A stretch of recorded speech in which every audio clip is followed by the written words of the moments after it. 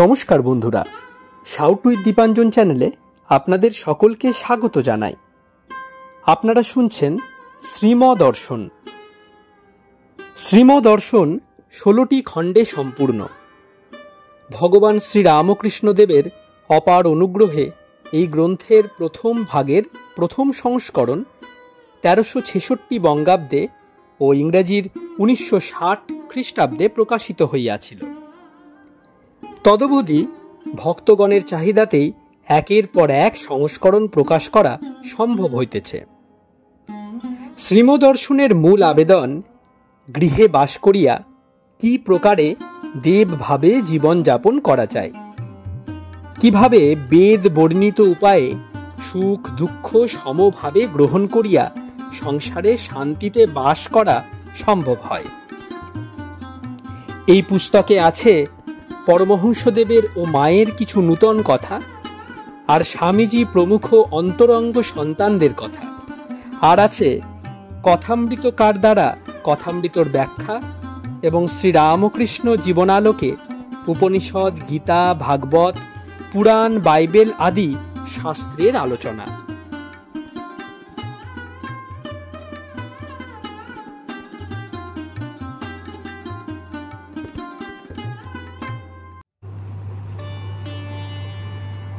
আপনারা শুনছেন স্বামী নিত্যাত্মানন্দ বিরচিত শ্রীমদর্শন। আজ 124তম পর্ব। আসুন আজকের পর্বটি শুরু করা যাক।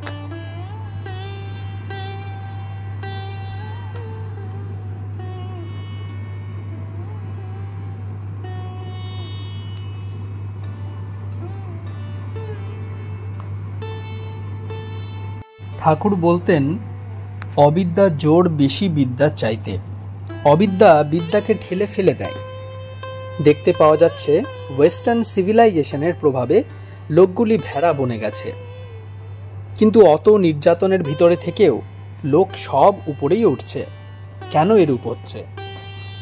না, ভারতের লোকদের পিছনে প্রচণ্ড অধ্যাত্ম শক্তি রয়েছে। কত যুগ যুগান্তরে সঞ্চিত এ শক্তি, এই ভিত্তি। শ্রীম ভক্তদের প্রতি আকাশ দেখাইয়া, এই দেখুন কেমন বিরাট দেখা যাচ্ছে, এত সব অ্যাডভান্টেজেস, তা দেখছে না, খালি বলছে দাদার মতো যদি ভাতার হতো। হাস্য। যা আছে তা দেখতে হয় আগে, তারপর অন্য কিছু চাওয়া। দুঃখ বিপদ আসে কেন? ম্যাজেস্টিক হাইটে তুলবে বলে। In a come see everyone is a pilot. কিন্তু যে তরঙ্গায়িত সমুদ্রে জাহাজ চালাতে পারে সেই পাকা ক্যাপ্টেন। এই যে দুঃখ বিপদ সব দেখা যাচ্ছে, এসব আমাদের কাছে, ঈশ্বরের কাছে এসব কিছুই নাই। যাকে দুঃখ বলো তাহা দুঃখ নয়, তার লীলা কে বুঝবে? অন্ধকারের এক্সপিরিয়েন্স কেন দরকার? না, আলোর জ্ঞান হবে বলে। তেমনি একটু ওগুলোতে রেখে দিয়েছেন, তার দর্শন হলে তখন জ্ঞান অজ্ঞানের পার হওয়া যায়। বড় জিতেন। শুনতে পাই সাধুরা নিত্যানন্দ ভোগ করেন। শ্রীম: হ্যাঁ, যখন তাকে দর্শন করে জ্ঞান অজ্ঞানের পার হয় তখন ওই হয়। আধার আছে বলেই আলো রেখেছেন। যখন দুঃখকে দুঃখ বলে জ্ঞান হবে না, হাজার বিপদেই পড়ো আর যাই হয়, তখন নিত্যানন্দ লাভ হয়। ঠাকুর বলতেন, প্যারেন্ট বার্ড জানে, অর্থাৎ মা জানে কখন ডিম ফোটাতে হবে। শ্রীম ভক্তদের প্রতি। শিষ্যগুলো বলছে বৃদ্ধ ঋষিকে, উপনিষদ বলো, উপনিষদ বলো। উপনিষদং ভো ব্রহি। ঋষি উত্তর করিলেন, এই যা বললাম তারই নাম উপনিষদ। যা বলা হলো এইটি সার বস্তু, এইটি উপনিষদ। শোনে কে? খালি উপনিষদ উপনিষদ করে মরছে। এত সব আছে মঠ, সাধু, তারপর তিনি আবার যখন এতে সাধু ভক্ত সঙ্গে রেখেছেন আর এইসব করাচ্ছেন, তখন কি করে বলে হলো না? বড় জিতেন। এ তো সব কি? শ্রীম: সাধু সঙ্গ, সাধু সেবা, সাধুদের সঙ্গে বাস, উৎসব, নিত্য তার কথা শোনা, আবার পালনের চেষ্টা, এই সব। গৃহস্থের আড্ডা মানে ভোগের আড্ডা। গায়ে বর্ম পরে হাতে তলোয়ার নিয়ে সেখানে যেতে হয়, with a coat of mail and a sword in hand. তাহলে আর ভয় থাকে না। সহাস্যে। তা জিতেনবাবুর তো এসবের অভাব নাই, এখন যেতে আর ভয় কি? ভক্তদের ভয় কি? ছুরির ব্যবহার জেনে ছুরি চালালে আর ভয় নাই।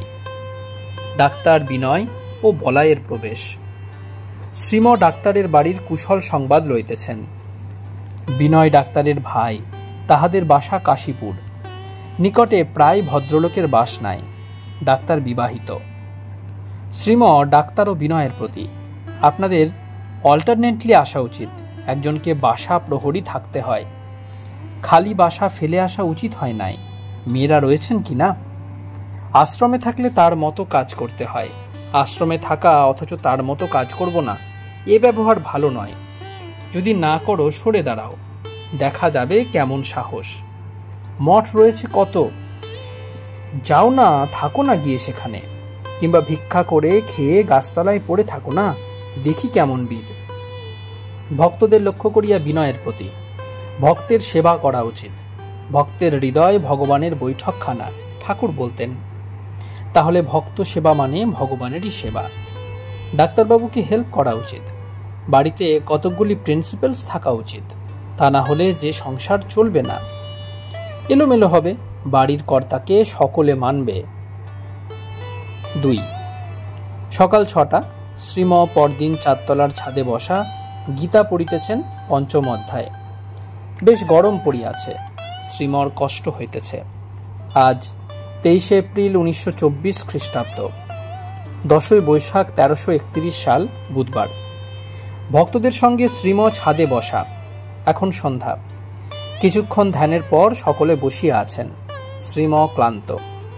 বড়জিতেন, যোগেন, শুক্লাল, মনোরঞ্জন, যোগেনের ছেলে খোকা, মাখন, বলাই, রমণী, শান্তি, ডাক্তার, গদাধর, বড় অমূল্য, জগবন্ধু, মোটা সুধীর ও তার সঙ্গী প্রভৃতি শ্রীমর পাশে উপবিষ্ট। ভক্তরা এ কথা সে কথার পর একজন সাধুর কথা কহিতেছেন। সম্প্রতি তিনি মধ্য ভারত ভ্রমণে গিয়াছেন। সম্বলপুরে এক বক্তৃতায় বলিয়াছেন, গোমাংস খাওয়া শাস্ত্র নিষিদ্ধ নহে, পূর্বে খেত হিন্দুরা।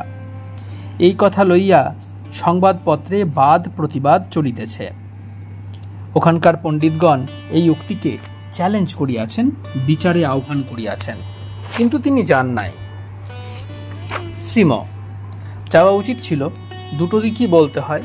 পূর্বে গোমাংস খেত, আবার এখন কেন খাওয়া হয় না, দুদিকই বলা উচিত ছিল। বিশেষ চতুর নন দেখছি লোকটি। ফলোয়ার্স হবে না, প্রচার কার্য খারাপ করে দিবে। মঠের সঙ্গে যোগ হয়ে কাজ করলে ভালো হয়। ঠাকুর বলতেন মাধবের গল্প, মন্দিরে তোর নাইকো মাধব, শাঁখ ফুকে তুই করলি গোল। শ্রীম মাখনের প্রতি। কি গল্পটা? মাখন। এক গ্রামে একটা পোড়ো মন্দির ছিল। একদিন সন্ধ্যার সময় গ্রামের লোক ওই মন্দিরে শাঁখের ধ্বনি শুনতে পেল। সকলে ছুটে এলো এই ভেবে হয়তো ভগবানের প্রতিষ্ঠা হয়েছে, এবার আরতি হবে। উকি দিয়ে দেখে পাড়ার পদ্মলোচন শাঁখ বাজাচ্ছে। তখন সকলে বলাবলি করে ফিরে এলো, মন্দিরে তোর নাইকো মাধব, শাঁখ ফুকে তুই করলি গোল। শ্রীম ভক্তদের প্রতি। আদেশ না পেয়ে বক্তৃতা দিলে শোনে কে? মাধব প্রতিষ্ঠা করো আগে, তারপর ফুঁক দাও। তার আদেশ নিয়ে চললে সকলে শোনে, কাজ হয় তাতে। তা না হলে 2-1 জন শুনবে। পরীক্ষিতকে ভাগবত শোনাতে হবে। সুখদেবের উপর আদেশ হলো। সুখদেব সমাধিমগ্ন। কি করে বাহ্য জ্ঞান ফিরিয়ে আনা যায়? নারদ গিয়ে কানের কাছে হরি গুণগান কীর্তন আরম্ভ করে দিলেন।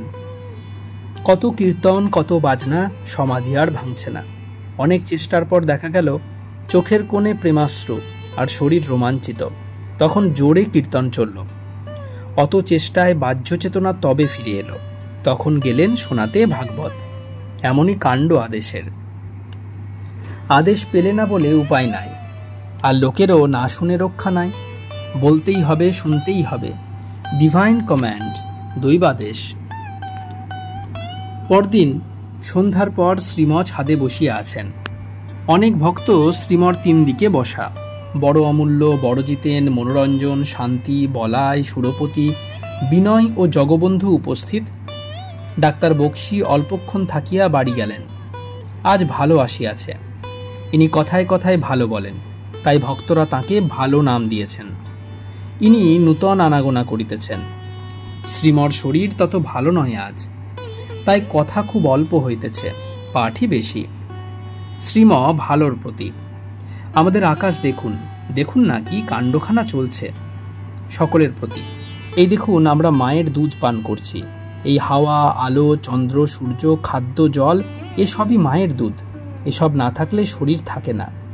কিন্তু লোক বুঝতে পারে না এ কথা, লক্ষ্য নাই অন্তরে। 2-4 জনকে তিনি বোঝান একটি ডিপার্টমেন্ট, তার অনেক ডিপার্টমেন্ট কিনা। একটি হচ্ছে সৃষ্টির ডিপার্টমেন্ট। কি ভাবিতেছেন সহাস্যে? হ্যাঁ, একবার আমরা কঙ্খলে রয়েছি, রাস্তা দিয়া একটি ষাঁড় যাচ্ছে দৌড়ে। পেছন থেকে সব লোক চেঁচাচ্ছে সর সর। ওমা চেয়ে দেখলাম উনি সৃষ্টিকার্যে বেরিয়েছেন। তার সঙ্গিনী আগে আগে চলছে ডাকতে ডাকতে। ফলটান হয়েছে। গরুদের ফলটান হলে ডাকে। ফলটান মানে ফল অর্থাৎ সন্তান কামনা। এসব হলো সৃষ্টি ডিপার্টমেন্টের কাজ। আবার পাগলের ডিপার্টমেন্ট আছে, আবার বিনাশের ডিপার্টমেন্ট। শ্রীম পুনরায় দীর্ঘকাল ধরিয়া মৌন রহিলেন। কি ভাবিতেছেন? আবার কথা। শ্রীম ভক্তদের প্রতি। একদিন ঠাকুর ঘরে বসা ছোট খাটটির উপর, কাছে আর কেউ নাই। একটি ভক্তকে ইশারা করে আজ কাছে ডেকে নিলেন। উনি বারান্দায় ছিলেন। বললেন, তুমি কাম জয় করতে পারবে। ব্যাস, এই একটি কথা। আবার চুপ হয়ে গেলেন। ভক্তদের ভিতর সেলফ রেসপেক্ট আনবার জন্য কত ফিকির তার। শুক্র, শনি, রবিবার শ্রীম অসুস্থ, তাই পাঠ চলিতেছে। 3 মর্টনের ছাদ, সন্ধ্যা। শ্রীম চেয়ারে উপবিষ্ট, উত্তরাস্য। সম্মুখে 2 পাশে ভক্তগণ বসিয়া আছেন বেঞ্চেতে। রমণী, শান্তি, কালিদাস, জগবন্ধু প্রভৃতি।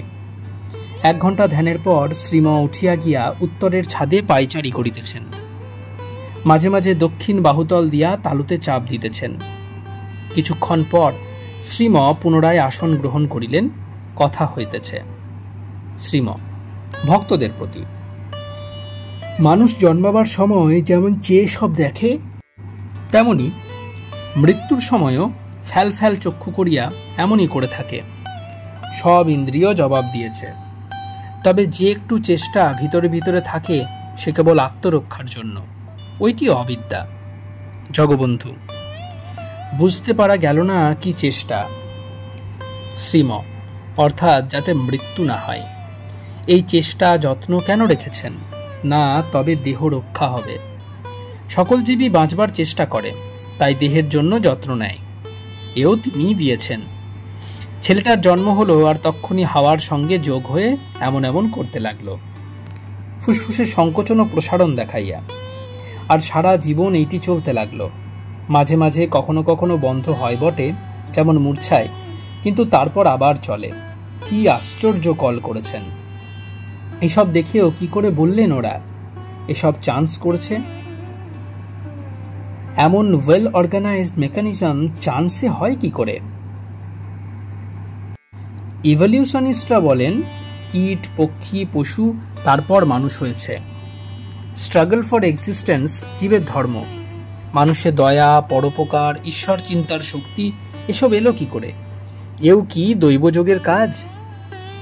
নিচের অবস্থা দেখে আপনা আপনি উপরে ওঠে কি করে? পশু স্টেজে খালি আহার, বিহার, মৈথুন ও ভয়, এই প্রচেষ্টা থাকে। এ থেকে উপরে ওঠার চেষ্টাটা কেন এলো? কোত্থেকে এলো? কে দিল? বলে 10 লাখ বছর নাকি এই উপরে ওঠার চেষ্টা চলছিল। হঠাৎ দেখা গেল এই চেষ্টার পর মানুষের ভিতর কতকগুলি মরালস, উচ্চ নীতি কাজ করছে। অতদিন ধরে মানুষ পশুর মতো শুধু মেরে ধরে চুরি করে খেয়ে বেঁচেছে। 10 লাখ বছর পর কতকগুলি লোক ঠিক উল্টো পথে চলছে, দেখতে পাওয়া গেল। অপরকে বাঁচাতে গিয়ে নিজে মরছে। হত্যা, চুরি, ব্যভিচারকে পাপ বলছে। এই সৎ গুণগুলি এলো কোত্থেকে? চান্স অর্থাৎ দৈবযোগ এ বিষয় ব্যাখ্যা করতে পারে না। তাই ঈশ্বরকে মানতে হয়। এসব তার প্ল্যান, এসব তিনিই দিয়েছেন। এই দ্বন্দ্ব, এইসব বিরুদ্ধ টেন্ডেন্সি দ্বারা জগৎ চালাচ্ছেন। বিড়ালের ছানা সবে কয়দিন হলো জন্মেছে, এরই মধ্যে নখ দিয়ে অমন খাম চাচ্ছে। হয়তো বাজছে, পেচ্ছাপ এখনো করে নাই, তবু অমন করছে, পরে করবে যে। তাই সে সংস্কার তার ভিতর রয়েছে পূর্ব থেকে। এসব অটোমেটিক অ্যাকশন, যন্ত্রবৎ কর্ম। একটা পাঁঠা কেটে দুভাগ করা হলো, তবুও শরীরটা ছটফট করছে, এও তাই। শান্তি: পাঁঠার অনুভূতি হয় কি তখন? শ্রীম: তা কেমন করে হবে? নার্ভাস সেন্টার যে আলাদা হয়ে গেছে। তবে যে অমন ছটফট করছে এর কারণ তার টেন্ডেন্সি রয়েছে। সেলফ প্রিজার্ভেশন ইনস্টিংক্ট অর্থাৎ আত্মরক্ষার সংস্কার বলে একে। এটা শরীরের সঙ্গে মিশে এক হয়ে গেছে। একটা লোক ঘুমুচ্ছে, নাক ডাকছে, গাঢ় নিদ্রায় অভিভূত। একটা মশা হাঁটুতে কামড়াচ্ছে, অমনি মশাকে তাড়িয়ে দিচ্ছে হাতে হাঁটুটা ঘষে। কি কোমরের দাদে চুলকানি হলো, অমনি নখ দিয়ে চুলকাচ্ছে। কি জন্য করছে এসব? তুমি কি জবাব দেবে? এসব অটোমেটিক টেন্ডেন্সি অর্থাৎ সহজাত সংস্কারের কাজ। ভিতরে রয়েছে সব মনে, সেই মন শরীরের সহিত এক হয়ে গেছে। আত্মরক্ষার জন্য এসব হচ্ছে অজ্ঞাত সারেও। সাধারণ জীবের এই কাজ, ঠাকুরের শরীরে তার উল্টো দেখা গেছে। ব্রহ্মানুভূতি মজ্জা অস্থি শোণিত চর্মের সঙ্গে এক হয়ে রয়েছে, তাই অজ্ঞাতেও মলিন স্পর্শ সহ্য করতে পারতেন না। অত শুদ্ধ তার শরীর, জড় বস্তু সব যেন চৈতন্যময় হয়ে গিয়েছিল। মোহন: শাস্ত্রে আছে জড় চেতনের সত্তালয়, চেতন জড়ের সত্তালয়। শ্রীম: হ্যাঁ, এই শাস্ত্র প্রমাণ করতেই ঠাকুরের আগমন। এসব সিল্ড বুকস অজ্ঞাত বিষয় ছিল, তার আগমনে এসবের আদর হচ্ছে। জড় চেতনের সত্তা নিয়েছে ঠাকুরের শরীরে, আর সাধারণ জীবে চেতন জড়ের সত্তা নিয়ে রয়েছে। মনও জড়বস্তু, তাতে দেহ রক্ষার জ্ঞান রয়েছে, সেই জ্ঞান দেহের সঙ্গে এক হয়ে থাকে। শ্রীম: শান্তির প্রতি। তেঁতুল তোমার জিহ্বার সামনে ধরো, জল আসবে। কেন আসছে? ওই কারণ।